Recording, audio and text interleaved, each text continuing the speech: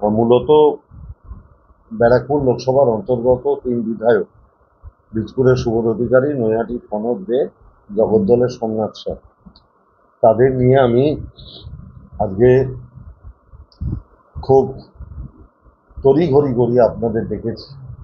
কারণ একটা ভয়ঙ্কর স্টেটমেন্ট ব্যারাকপুরের একজন ক্রিমিনাল করেছে। ব্যারাকপুরের মানুষের দুর্ভাগ্য যে তিনি একবার ব্যারাকপুরের সাংসদও হয়েছিলেন।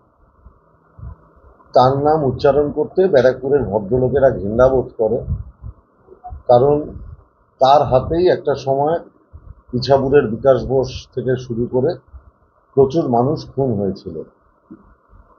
সেই লোকটি একটি স্টেটমেন্ট করেছেন যে বিনা রক্তপাতে কখনো ক্ষমতার পরিবর্তন হয় না, এবং 20 থেকে 30 বছরের ছেলেরা নেপালে যেভাবে গণহত্যা সংগঠিত করেছে, বাংলাতেও সেরকম হওয়া দরকার। অর্থাৎ প্রকারান্তরে মমতা ব্যানার্জিকে খুন করার হুমকি, চক্রান্ত, এটা আমাদের মনে হচ্ছে। আমরা ব্যারাকপুর, দমদম সমস্ত থানায় আমরা ইতিমধ্যে কমপ্লেন করেছি। আমরা আশঙ্কিত যে আমাদের সমস্ত জায়গায়, বীজপুর, নৈহাটি সমস্ত থানায়, কাঁচরাপাড়া, জগদ্দল, ভাটপাড়া, নাম করে অর্জুন সিংয়ের নাম করে যে আমরা মনে করছি যে আমাদের জননেত্রী, আমাদের প্রাণের অধিক প্রিয় বাংলার মাননীয় মুখ্যমন্ত্রী মমতা ব্যানার্জিকে খুন করার একটা ব্যাপক পরিকল্পনা হচ্ছে, এবং যেটা ওনার মুখ থেকে বেরিয়ে এসছে। আমরা আশঙ্কিত যে ভারতবর্ষের গণতন্ত্রকে বিজেপি যে কায়দায় ধ্বংস করছে, সেখানে ভারতীয় জনতা পার্টির একজন নেতা হিসেবে মমতা ব্যানার্জিকেই অর্জুন সিংরা খুন করার পরিকল্পনা করছে, এটা আমরা আশঙ্কা করছি। এমনিতেই ভারতবর্ষের গণতন্ত্রের মূল যে পীঠস্থান, সেগুলোকে ধ্বংস করে দেওয়া হয়েছে। সিবিআই, ইডি, এনআইএ সব দলদাসে পরিণত হয়েছে। বিরোধী দলগুলোকে হেনস্থা করা হচ্ছে। বিরোধী দলের কেউ গলার আওয়াজ উঠালে তাদের গ্রেপ্তার করা হচ্ছে সিবিআই, ইডিকে পাঠিয়ে দিয়ে। ঠিক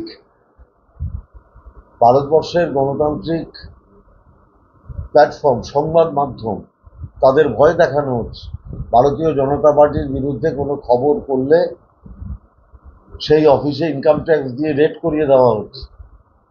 সংবাদ মাধ্যমগুলোকে বন্দুকের নলের আগায় রেখে তাদেরকে বিজেপির পক্ষে সংবাদ করাতে বাধ্য করা হচ্ছে, এবং বিজেপি ফান্ডিং করছে এরকম প্রচুর প্রেস মিডিয়া এখন বাজারে ছেয়ে গেছে।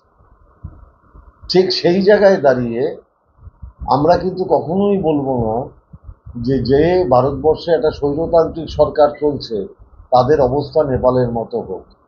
এ কথা কিন্তু আমরা মরে গেলেও বলবো না। উত্তমায় কমলেশ আসেনি, বস, ওই সনতের পাশে বস। আমাদের এই যে সারা ভারতবর্ষে অগণতান্ত্রিক একটা সরকার চলছে, তাকে সরানোর জন্য আমরা কিন্তু কখনোই অর্জুন সিংয়ের মতো বলবো না যে এখানে নেপালের মতো কিছু হোক। কারণ আমরা মনে করি ভারতবর্ষ গণতান্ত্রিক রাষ্ট্র, গণতান্ত্রিক পদ্ধতিতেই কোনো সরকারের পরিবর্তন হওয়া উচিত। বিজেপি যতই স্বৈরাচারী শাসকের মতো দিল্লিতে আচরণ করুক, আমরা গণতান্ত্রিক পদ্ধতিতে মানুষকে সঙ্গে নিয়ে বিজেপির বিরুদ্ধে লড়াই করি। আর অর্জুন সিং যে কতটা অশিক্ষিত সেটা বোঝা যায় যে ওর পড়াশোনা কতটা কম। যে নেপাল একটা রাষ্ট্র, বাংলাদেশ একটা রাষ্ট্র, বাংলা কিন্তু, পশ্চিমবাংলা কিন্তু একটা রাজ্য, একটা অঙ্গরাজ্য। তাহলে নেপালের ইমপ্লিমেন্টেশনটা একটা অঙ্গরাজ্যের ক্ষেত্রে বলতে চেয়েছে না একটা দেশের ক্ষেত্রে বলতে চেয়েছে, সেটা আমার জানা নেই। কারণ ও তো মাঝে মাঝেই দল পরিবর্তন করে, কখনো বিজেপি, কখনো তৃণমূল, এখন আবার বিজেপি। আবার শুনি মাঝে মাঝে পার্ক স্ট্রিটেও তৃণমূলের কোন নেতার অপেক্ষায় বসে থাকে যদি আবার তৃণমূলে ঢোকা যায়। আমাদের নেতা সাংসদ অভিষেক বন্দ্যোপাধ্যায় যেটা বলে গেছিলেন ব্যারাকপুরের মোড়ে দাঁড়িয়ে, যে এই ক্রিমিনালটাকে আর জীবনে কোনোদিন দলে ঢুকতে দেবো না, ও যতই তৃণমূল নেতাদের ধরাধরি করুক, এই তৃণমূলে ওর প্রবেশ দিছে আজীবন কালের জন্য। আর মমতা ব্যানার্জির যদি কিছু হয়, তাহলে অর্জুন সিংকে আমি অনুরোধ করব বিদেশের কোনো একটা জায়গা দেখে রাখছে। মমতা ব্যানার্জির কিছু হলে তৃণমূলের ছেলেরা বাংলার মানুষ ছেড়ে দেবে না। বাংলা শান্তিপূর্ণ জায়গা। বিচ্ছিন্নভাবে কোনো ঘটনা ঘটলে তৃণমূল কংগ্রেস তার নিন্দা করে। অভয়ার মার ঘটনায় মমতা ব্যানার্জির সরকার, পুলিশ সঙ্গে সঙ্গে ব্যবস্থা নিয়েছে এবং মমতা ব্যানার্জির পুলিশ যাকে গ্রেপ্তার করেছে, সিবিআই 2 বছর তদন্ত করে তার বাইরে আর কাউকে অপরাধী করতে পারেনি। মমতা ব্যানার্জির সরকার কেউ যদি বাংলার কৃষ্টি সংস্কৃতিকে অপদস্থ করে, আঘাত করে, তার বিরুদ্ধে ব্যবস্থা নিতে 1 সেকেন্ড সময় নেয় না। কিন্তু অমিত শাহর মিছিল থেকে যখন বিদ্যাসাগরের মূর্তি ভাঙা হয়, তার নিন্দা কেউ করে না। সারা ভারতবর্ষে যখন মনীষীদের অপমান করা হয়, তার নিন্দা কেউ করে না। যখন সেলুলার জেল থেকে বাংলার বিপ্লবী উল্লাসকর দত্ত, বারিন ঘোষের নাম কেটে দেওয়া হয় বাঙালিকে অসম্মানিত করার জন্য, তখন বাংলার বিজেপি নেতারা কোনো কথা বলেন না।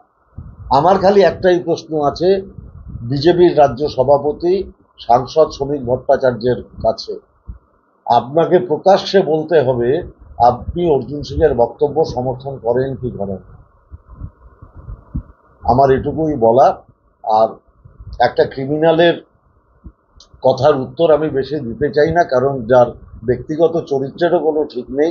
সোমনাথ শ্যাম আমার থেকে ভালো বলতে পারবে ওর কটা বউ কটা ছেলে, ওটা আমি কম জানি। সুবোধ ভালো বলতে পারবে কজন কজনকে খুন করেছে। সনদ ভালো বলতে পারবে 2019-এর পরের অত্যাচার। আমি আশা করবো এরা এগুলো বলবে। আমি এগুলো অতটা ভালো জানি না।